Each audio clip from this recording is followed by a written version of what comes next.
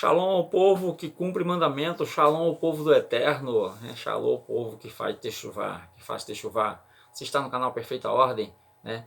E o título de hoje é o capítulo 2 do livro de Yohanan. Nós já estamos no livro de Yohanan, né? A nossa peregrinação aí, né? É agora nos escritos Natzarim. Aqui o povo chama de Novo Testamento. E vamos para o capítulo 2, né? E ao terceiro dia fizeram uma bodas em Caná da Galil. E estava ali a mãe de Yeshua. E foi também enviado Yeshua e os seus talmidins para bodas. E faltando vinho, a mãe de Yeshua lhe disse: não tem vinho. Disse Yeshua: mulher, que tenho eu contigo? Não dá para entender certas respostas de Yeshua, né? Quem quiser dizer o que entendeu disso aí, eu mesmo, né? Eu acho que ele está dizendo assim: oh, peraí, eu só sou convidado, não tem nada a ver com isso não. Né? O que é que tu quer de mim? Né? O que é que eu tenho a ver com isso? Para mim ele diz: o que é que eu tenho a ver com isso? Né? Mas, para que a mãe, né? Acho que ele queria dizer assim: ó, não estou aqui para servir a ti não. Né? Eu estou aqui para servir o pai. Não vem com essa história de matriarca judaica aqui não, que não vai funcionar.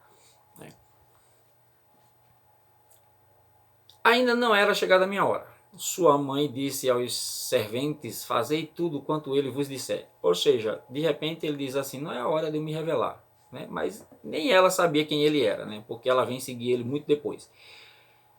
E estava ali, né, as talhas, e aí ele manda colocar, né, a água e aí ele transforma em vinho a água, e esse vinho, né, ele fica bem mais saboroso, né, do que o vinho anterior. A gente sabe que vinho, ele fermenta na talha, né, e quando ele fermenta, ele embebeda. Esse negócio de dizer que Jesus, né, Jesus bebia vinho, suquinho, mas Yeshua não. Né? Yeshua tomava vinho e esse vinho embebedava. Tanto ele diz assim, né, vocês me chamam de beberrão, comilão e beberrão.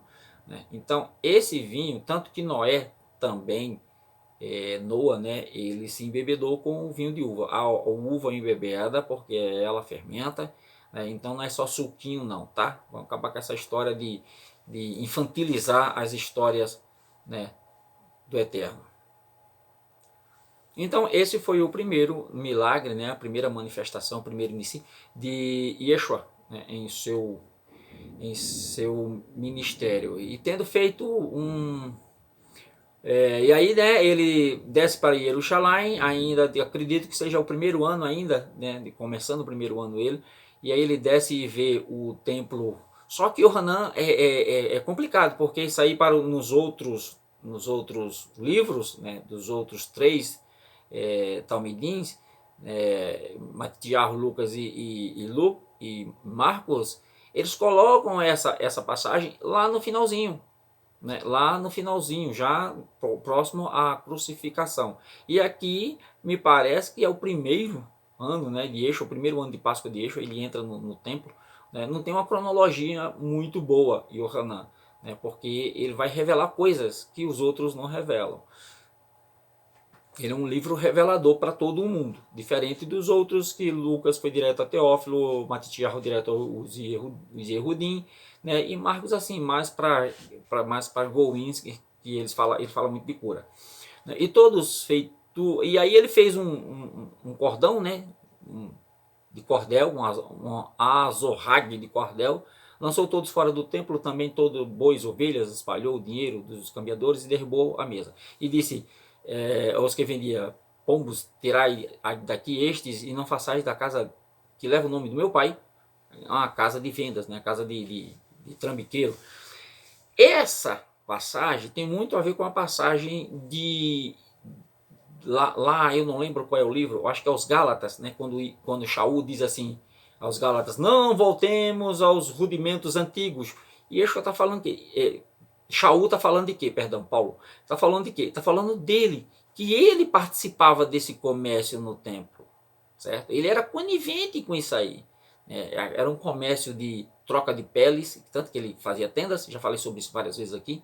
Né? Há de se entender que Paulo está dizendo, ó, não vamos voltar aos rudimentos antigos. Não é sacrificar, não é, ele não está falando da Torá, não está falando de Velho Testamento, está falando de pecado, de trambicagem, né? E ele trambicava também, né? Ele não era essas coisinhas todas, não, né?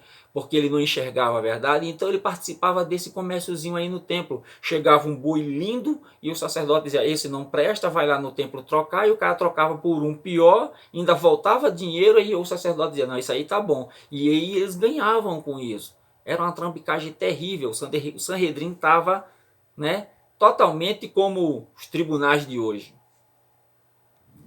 E aí, depois que ele faz isso, bota todo mundo lá fora, né? Os seus talmidim lembram, né, do que está escrito, né? O zelo da tua casa me devorará. Quem disse isso foi Davi, né? O zelo da tua casa me devorará. Aí tem muito pastor aí por dizer, o zelo da tua casa me devora, como se esses currais evangélicos fosse a casa do Eterno. Quando Estevão disse assim, o Eterno não habita em templos feitos por mão de homens, e Yeshua vai falar sobre isso aqui. Só aguardar. E aí os Yehudim, né, dizem assim, fazendo isso, que sinal tu nos mostra para fazer isso? Não demorou muito não, né? E Yeshua respondeu e disse-lhes, derribai esse templo em 3 dias e eu levantarei. Está falando do corpo, o templo do Eterno é o nosso corpo. Né? E disseram, pois os Yehudim, em 46 anos foi edificado este templo e tu levantarás em 3 dias. Mas ele falava do corpo, né? Mas ele falava do seu corpo. Entendeu, evangélico? O Eterno não habita nesse lugar que você vai aí, não. Chega dessa besteira de dizer, vamos para a casa do Senhor para orar. Não, Yeshua diz assim, ora no teu quarto. Você não precisa sair da sua casa para conversar com o Eterno, mesmo porque ele já sabe todas as coisas que você precisa, né, a sua necessidade. Então, aquele negócio, você ora, né, para você receber conforto. Então, toda oração deve ser uma oração constante, como Shaul disse. Quando, pois, ressuscitou, né, aí sim, mas ele falava do seu corpo. Quando, pois, ele ressuscitou dentre os mortos, os seus talmidins lembraram-se desta palavra, do que ele tinha dito, né? E aí creram nas escrituras e na palavra de Yeshua tinha dito. Só depois da ressurreição foi que eles vieram lembrar disso aí que Yeshua falou, né? E o interessante é que no julgamento chega um e diz assim, né? Ele disse que derruba o templo e em 3 dias constrói. Ou seja, falar contra o templo era uma blasfêmia naquele tempo, né? Tanto que eles ficavam dizendo até que a oferta era mais santa do que o altar, o templo. Lógico que não, Yeshua ensina, né? Isso aí a gente vai ver mais para frente. Yeshua ensina, não, o templo é quem santifica a oferta. Certo? E aqui, como ele falou do templo, foi uma blasfêmia. E quando, estando em Jerusalém, né, pela Pessah, durante a festa, muitos vendo os sinais que fazia, creram em seu nome. E o Hanan, ele não vai falar muito sobre sinais, ele atropela os sinais, ou seja, ele acaba fazendo resume muito, né, os sinais. É mais as palavras de poder que Yeshua falava na época.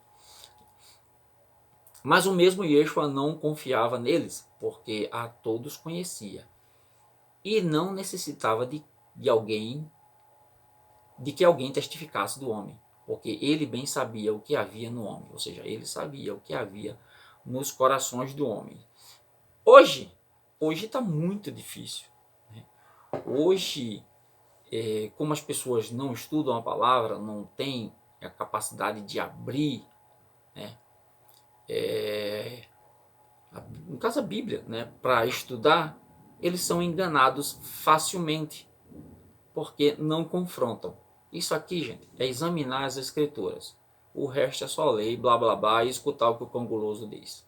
Ok? Então, eu falo para vocês, abram as escrituras e leiam, mesmo essas que estão, né, bem adulteradas, mas lá está a essência da palavra.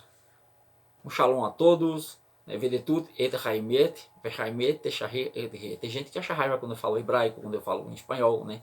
Acha raiva, não precisa, né? Mas conhecereis a verdade e a verdade vos libertará. Shalom a todos.